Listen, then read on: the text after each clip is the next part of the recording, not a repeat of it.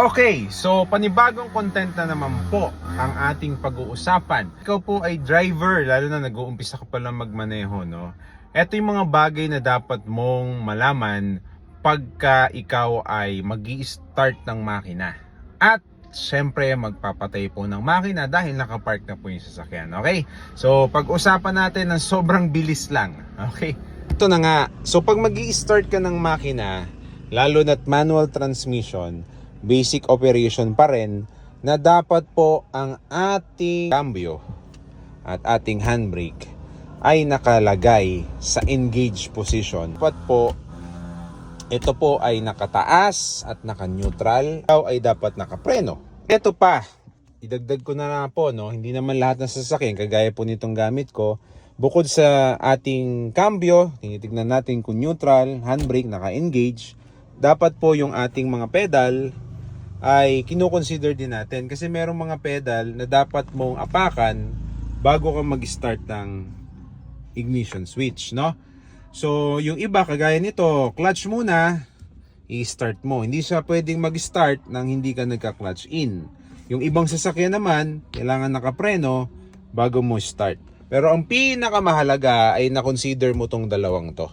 Kasi nga po, ang ibang driver masyadong kampante na sa kanilang mga pagmamaneho dahil nga matatagal na nagmamaneho, nagkakaroon pa rin ng problema kasi tayo po ay tao lang, syempre, no? So, yun po yung mga bagay. Pagkatapos nyo pong magmaneho at kayo po ay magpapark ng sasakyan, no? Iiwan nyo na yung sasakyan nyo. Ito po yung mga bagay na dapat yung tandaan. Syempre, tapos ka na magmaneho, same sequence pa rin, no? Dapat tinitignan mo to, tinitignan mo rin to. At syempre, hindi lang po ito basta dahil mag-go-off ka na ng sasakyan, dapat ito po ay off at ito po ay off din, no? So kagaya po ng gagawin natin, no? Mag-off tayo ng sasakyan. So kahit ano pa ang senaryo at nagmamadali ka, dapat ito po ay naka-off. Yan, ang aircon. Ito, tinitignan mo, dapat neutral at ito naka-handbrake. At syempre, dapat po pinapatay nyo rin po ito, no? Yan, off na rin. At yung ating mga ilaw, tinitignan din po natin kung naka-on ba, lalo na po ito, no? At syempre, doon sa likod. So, tignan nyo rin po kung naka-off po yan.